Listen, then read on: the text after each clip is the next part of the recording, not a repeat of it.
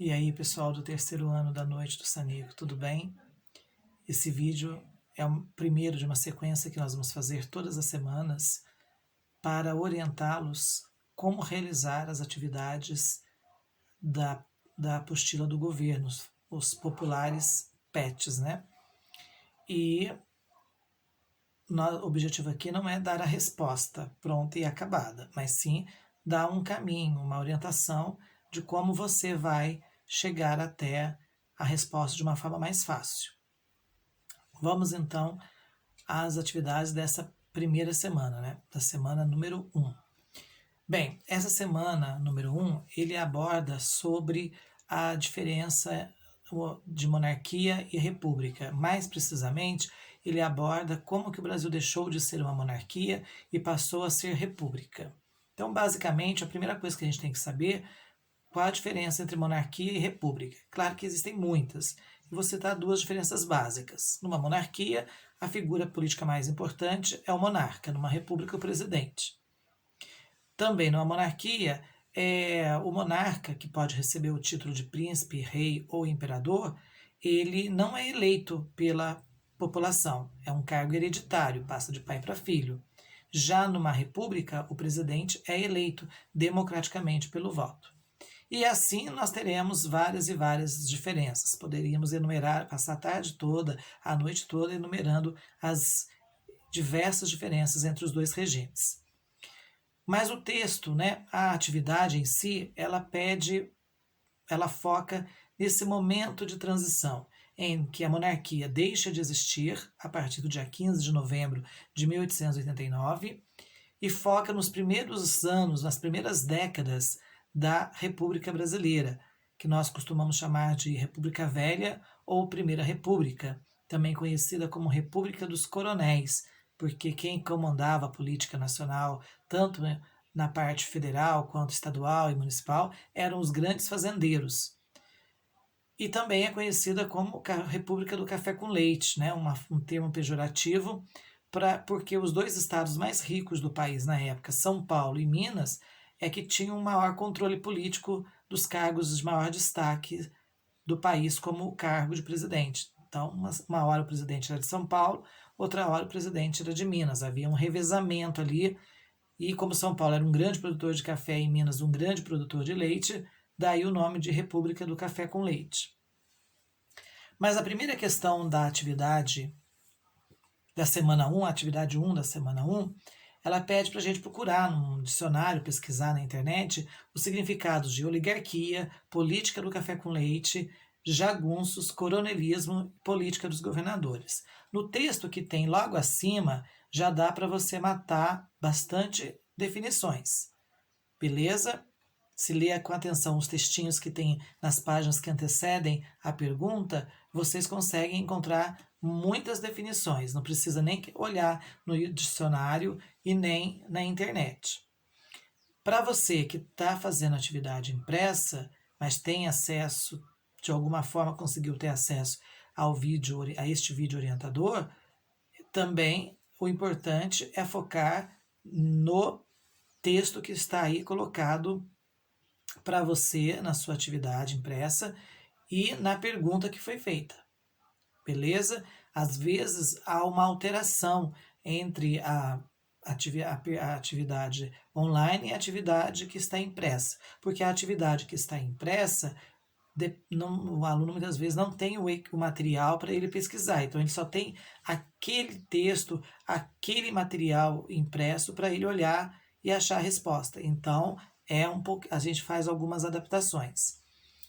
Mas, de um modo geral, o que é uma oligarquia? A oligarquia é o governo daqueles que têm o poder econômico.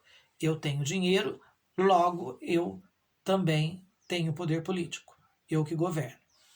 Política do café com leite, eu acabei de explicar, né? Foi um período da República do Brasil em que os presidentes revezavam-se entre si, entre São Paulo e Minas. São Paulo, grande produtor de café, Minas, o grande produtor de leite, daí esse termo pejorativo, República Café com Leite. Jagunços. Jagunços são os nomes, é o nome dado, né? Jagunço é o nome dado àqueles homens que trabalhavam para o coronel, para o fazendeiro, e que geralmente faziam aquele servicinho mais sujo, mais nojentinho, né? Que o coronel pedia para fazer, principalmente em época de eleição, quando ele queria tirar o adversário do caminho. Coronelismo é o nome que se dá a um período desses primeiros anos da República no Brasil, em que os coronéis mandavam. Tá, havia um sistema de coronéis, né? Coronelismo. Ismo quer dizer sistema, coronel. O nome como era chamado popularmente os fazendeiros. Todo mundo chamava os grandes fazendeiros de coronéis.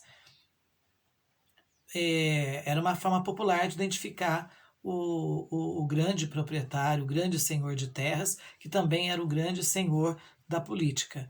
E coronelismo quer dizer, então, que era nós tínhamos uma política governada, dominada pelos coronéis. E a política dos governadores era um acordo que existia entre o presidente da República e os governadores dos estados, aonde os governadores ajudavam a eleger o presidente, ajudavam a eleger os deputados e senadores que iriam governar junto com o presidente, geralmente deputados e senadores aliados ao presidente, para que o presidente pudesse aprovar todas as suas medidas e não sofrer oposição. Beleza? A atividade 2 aprofunda mais sobre esse papel dos coronéis dentro da política brasileira, principalmente durante o período eleitoral, quando eles usavam das mais sujas manobras para poder eleger o candidato que eles estavam apoiando ou do qual eles mesmos eram candidatos.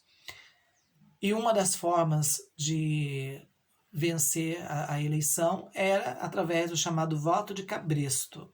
O voto de cabresto era o voto obrigado, é diferente de hoje. Hoje nós temos um sistema de votação obrigatória, onde você é obrigado por lei a ir votar, mas não é obrigado a votar em uma determinada pessoa que te indicaram. No voto de cabresto é justamente o contrário, você é obrigado a votar em quem o coronel indicou. Beleza? E, além do voto de cabresto, o coronel utilizava também de outros mecanismos para poder ganhar as eleições. As fraudes era uma das coisas mais comuns nas primeiras décadas da República no Brasil.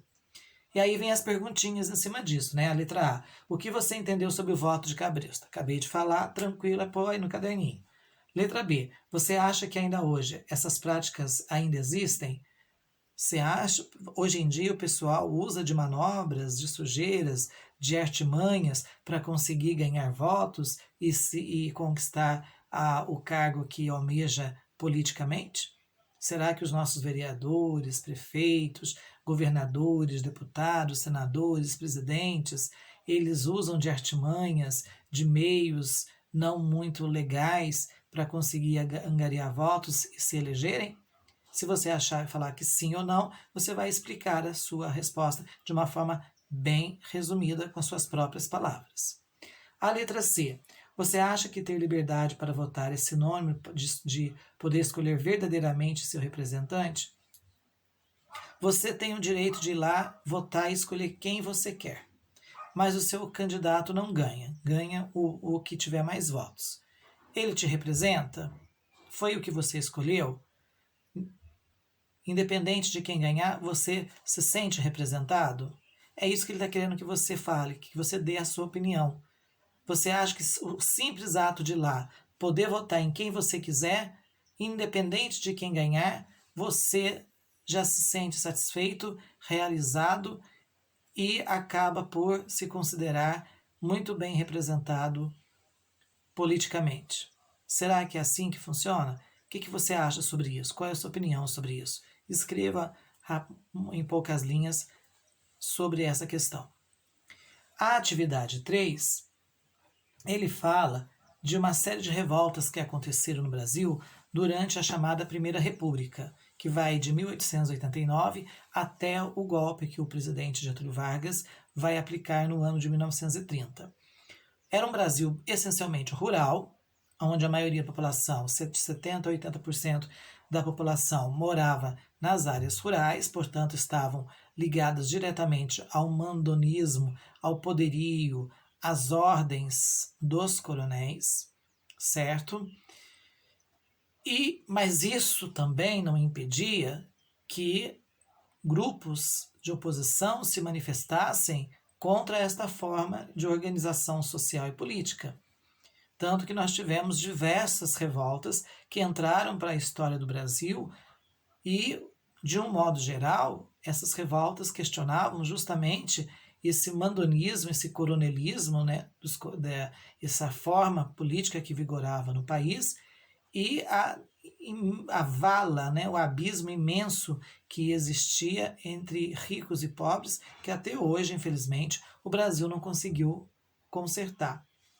Então ele tem aí no quadro, na tabela, o nome de várias revoltas. O que você tem que fazer? Você tem que descobrir o ano que cada revolta aconteceu, quanto tempo durou cada revolta, um mês, uma semana, um ano, 2 anos, 10 anos, em que local aconteceu, São Paulo, Rio, pode ser cidade ou estado, objetivos, motivos, ou seja, por quê, qual a razão dessa revolta ter acontecido. Lá em Canudos, a revolta aconteceu porque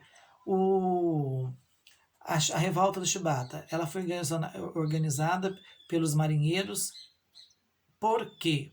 O motivo, a razão. E as consequências, resultados, ou seja, ao terminar a revolta, o que aconteceu com os que participaram, o que aconteceu com aqueles que organizaram o movimento e será que eles conseguiram o objetivo desejado?